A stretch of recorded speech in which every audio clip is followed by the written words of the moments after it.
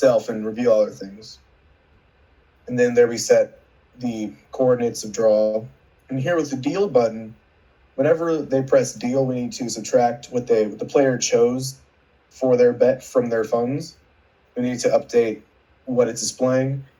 We need to similarly call cover stuff because the user has pressed deal.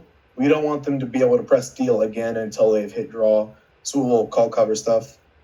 It will call shuffle decks. So it will kind of reset the decks. And nifty enough, then it calls reset hand, which does reset the decks in the hand. And then it sets its coordinates. The reason we do not add deal to the scene right here is because we're going to add it in the cover stuff method the first time it's called. And we don't want a duplicate addition because we know how that's going to run. Then we set the font of bet instruction just to make it pop a little more. And then on the bet field, we need to know that whenever the user presses enter on their bet field, that we can take in their input. So we make sure it's in range, meaning they didn't try to bet more money than they had or try to bet a negative amount. And then we apply that input to their bet amount. Then on bet 1 and bet max, we just filled in the text field with the values 1 and the amount, the maximum of the funds. Then we add all of these. We add the bet instruction bet field to the bet hold variable, like I said, is the backdrop that holds everything. Same with bet box hold, holding the buttons. And we do not add that to the scene for the same reason we didn't add the deal button right off the bat, because we're going to add it in the cover stuff method. Then we similarly just say how you want to display the funds, like where it goes, and I liked it underlined, it was a nice look. Then same for display bet. And now the following is all of the radio buttons that choose how many decks the player wants to use, starting with 1, then 2, 3, and 4. We just apply it to whenever they click it. It sets the variable number of decks to their respective values for future reference. And we add all those to the toggle group, so only one of them can press at a time. And we add those to the scene. Then we come to the method reset hand. What reset hand does is it goes through the hand array, and it says if it does not equal null, that means there is a card in the hand, so we should remove it. And to remove it, we set it front facing to false to say it is basically face down and will be handled in the remove cards method. And if it is null, that means the card was already not there, so we increase our count. And that's important because here at the bottom, if every card is null, the remove cards has nothing to do and it won't work properly. So we have this if statement here for the first time you run it, because when you reset the hand, there's nothing in there. That if statement will allow it to just jump straight to add cards. Keep going, we have our big win animation. So we add our big win image to it. We create our banners. And we add the image to it here so it can be a repeating animation later. So we can just remove it and add it in the same method. It's self-contained and very clean. So we bring it from the top of the screen, bring it through to the bottom of the screen. And then whenever that finishes the animation, we try to put it back at the top of the screen very quickly. If you go too fast, it doesn't work, but hopefully this is fast enough to not distract the player. And keep going. Player 1 is a very short method. It's only short because we have the use of these other custom objects.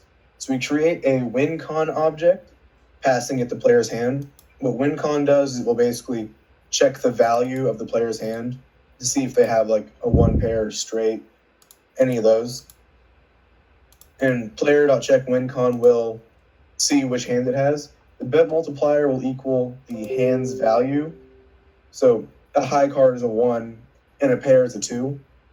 So bet multiplier would equal 1 or 2 in that case. And if the player has a 2 pair or better, which means they have more than a high card or a 1 pair, a 1 or a 2, then they have player.hand value greater than 2, If they have a 2-pair or better, that will return true, meaning the player has won. Now keep going to initialize deck. This should only run the one, and it runs through the number of cards in the deck, and it figures out like what that card is using some like division modulus math, and it adds each of those images to the full deck as a custom object, having its front image, its back image, what rank it is. That's what the I-1 modulus 13 plus 1 is, and then what suit it is. Then at the very bottom, full deck will add the 2 jokers. And then after that, it shuffles the decks to make sure everything's fair. So in shuffle decks, it will, because we also call this method whenever the used deck is 25% capacity or less, we want to get rid of whatever leftover cards happen to be in there. So we call usedeck.clear, then we run through, and because of the way things were removed, any of the objects in full deck may have been left face down, so we went ahead and turned them face up again. Then we add every card in full deck to use deck, the number of times equaling the number of decks they wanted. So if number of decks was 2, it would just add all the cards twice, which is essentially 2 decks in the array list that it can pull from. And for the shuffle animation, it grabs the top card on the dummy deck and jiggles it like you would see, like someone shuffling, taking the top card off, putting it in the middle. And it repeats that a handful of times. And scrolling down to a slightly larger method is our add cards. And here it handles adding and animating. And then we'll also call, because these methods upcoming have been chained, so they will run one after another. We just put them in the opposite order.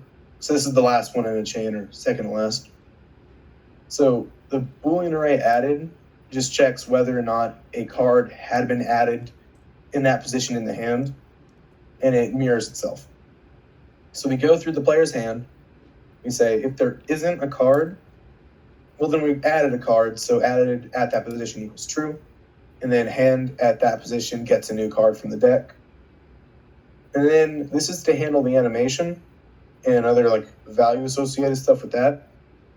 So we set our image views to what's displayed. We put it in the root so it can be animated later, because now it's in the hand and now it's on the scene. We keep going down, and then in the loop that handles the animations, we say if it was added, then we need to animate it, because if it weren't added, it was already there, and we don't want to reanimate a card that was already in the hand. So in order to handle the animation, we grab the card front that we just added to it, we set it to its own path, and we set where it needs to go, where it's coming from, all that animation related stuff. And then an important part is after the animation finished, so we set on finished. Well, if you added the cards, you need to call check win to see if the player won. And then after that, you call check win equals false, so you don't try to check it more than once before the program is ready to do that. Now, scrolling down to remove cards, Boolean any removed is just saying if you removed even one card, then that is going to be true, so it doesn't run something twice. It is important to have this variable because later, if no cards were removed, then no cards were added, but we still have to check if the player had a winning hand. So if no cards were removed, then we call it manually later. But how this one goes is if it's not there or if it's turned over, then we will remove it, which means we will animate it leaving the screen, and hand that position equals null means that we've essentially removed it from the hand. And at the end of the animation, we will officially remove it from the scene, and then we'll call add cards, so it can replace what it has removed. And then after it, if it did not equal null, meaning we did not remove it, it wants to save that card in the use deck.